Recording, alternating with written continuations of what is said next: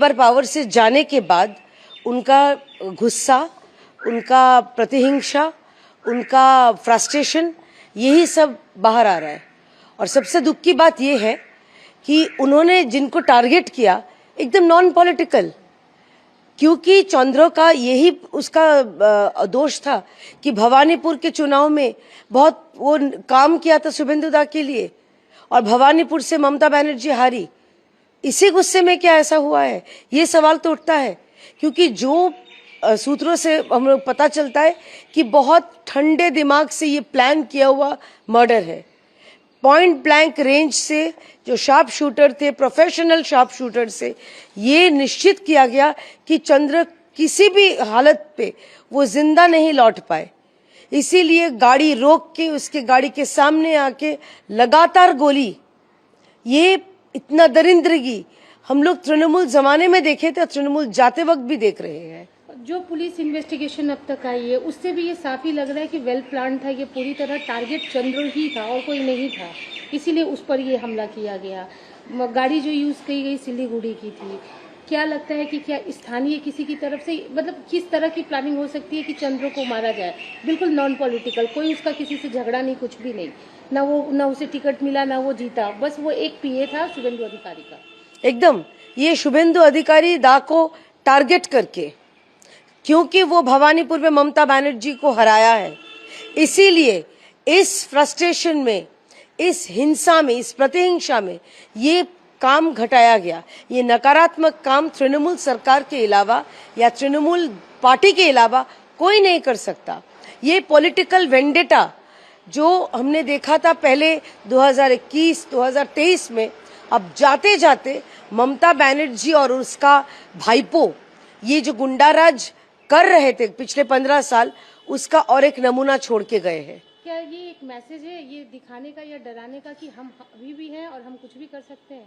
देखिए, हमारी सरकार 9 तारीख को शपथ ग्रहण करेगी। उसके बाद कोई भी खूनी और खूनी को सुपारी देने वाला किसी को बख्शा नहीं जाएगा। और हमारे कार्यकर्ता बशीरहाट में जो खबर आई है, बशीरहाट में हमारे कार्यकर्ता को गोली से मारा गया है।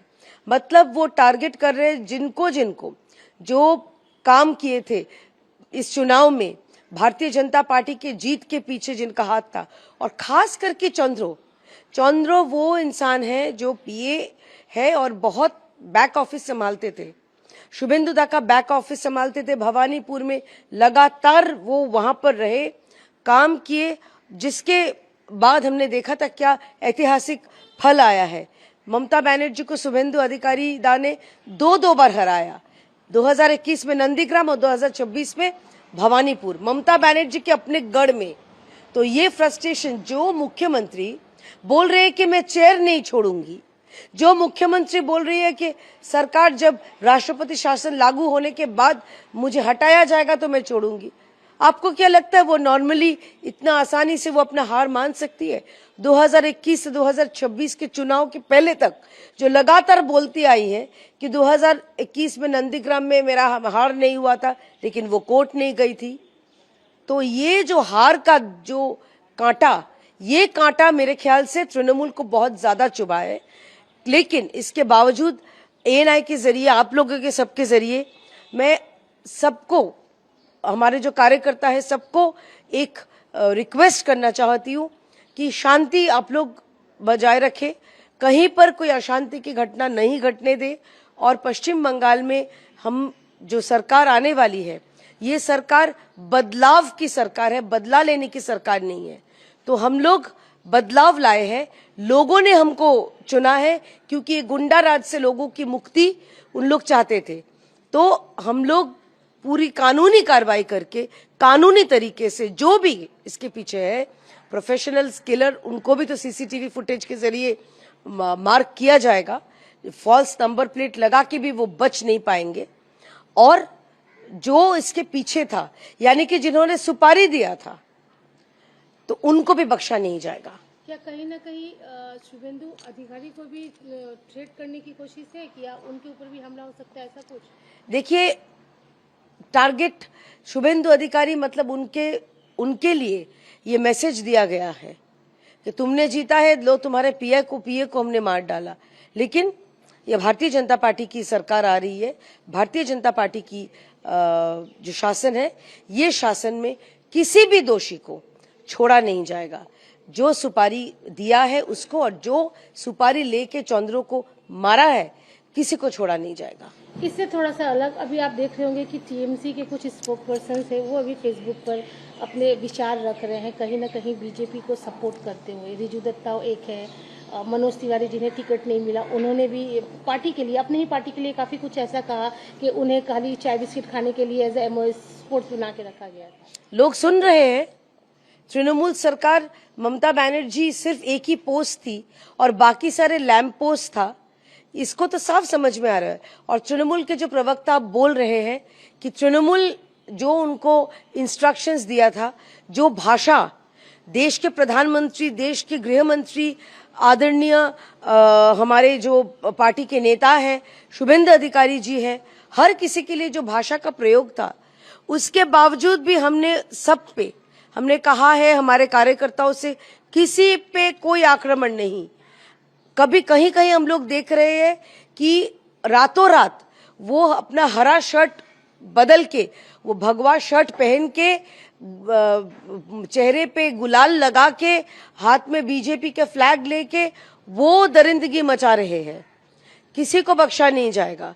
और हमारे साउथ कोलकाता में, खास करके कस्बा विधानसभा में, जावेद खान ने ये 108 नंबर वार्ड में जहां पर बीजेपी का लीड हुआ है, वो तृणमूल के ऑफिस में जो तोड़फोड़ हुई है वो जावेद खान के लोग ने किया है। और या बहुत सारे जगह में ऐसा हो रहा है। तो तृणमूल को मार रही है, अपना पुराना जो रंजिश है उसको मिटाने के लिए। ये बीजेपी की कल्चर नहीं है, बीजेपी की संस्कृति नहीं है। रातों रात ऐसे बीजेपी नहीं बनता है। बीजेपी के कार्यकर्ता होने के लिए कुछ क्राइटेरिया है। पहली है, वो चोर नहीं हो सकता। दूसरा है, वो दरिंदगी पार्टी से जो इतना सालों तक अत्याचार किया है, वो ऐसा लोग बीजेपी के नहीं हो सकते। वो तृणमूल के लोग हैं। बीजेपी को कुछ जगह पे बदनाम करने के लिए ये कर रहे हैं। हर किसी को हम लोग कार्यकर्ताओं से बोल रहे हैं, जहां पर भी ऐसे खबर मिल रहा है, लोकल थाने में जाओ, एफआईआर दर्ज कराओ और ऐसे लोगों को जेल में भरो।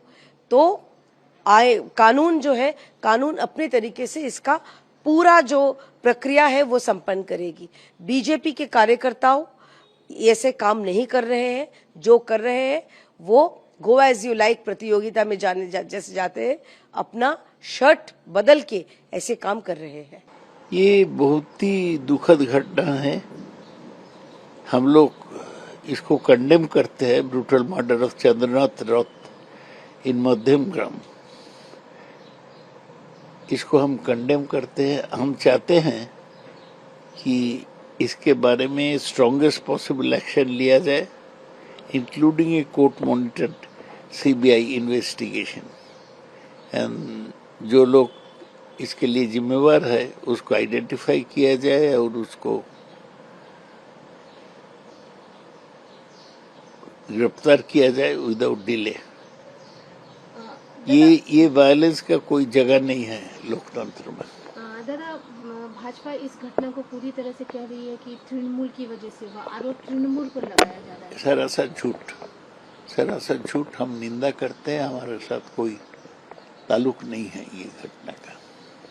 क्या ऐसा है दादा कि जैसे कि भाजपा का कहना है कि हार की बौखलाहट की वजह से तृणमूल हिंसा कर रही है। नहीं, बीजेपी क्या करते हैं, हम क्या करेंगे? हम तो उसको बयान को बंद कर नहीं कर सकते। हम इसको सरासर झूठ करते हैं। एक नॉन पॉलिटिकल फेस था चंद्रो, उनका नॉन पॉलिटिकल फेस था, वो सिर्फ एक पीए थे शुभेंदु के। हाँ। तो क्या जैसे भाजपा आरोप लगा रही है क्योंकि भवानीपुर और नंदीग्राम में सारा काम उन्होंने संभाला था, राइट हैंड थे वो शुभेंदु के, उसी की वजह से उन्हें टारगेट किया गया और ये वेल प्लान्ड मर्डर हुआ। मर्डर तो बहुत ही ब्रूटल मर्डर हुआ, लेकिन this is part of the post-poll violence incidents that has taken place. हम तो निंदा करते हैं स्ट्रॉन्ग लैंग्वेज में, और क्या बोल सकते हैं। आपके किसी fellow MP like Shameel Bhattacharya या किसी भाजपा के एमपी से कोई बात हुई इस बारे में? अभी तक बात नहीं हुआ। अभी तक बात नहीं हुआ।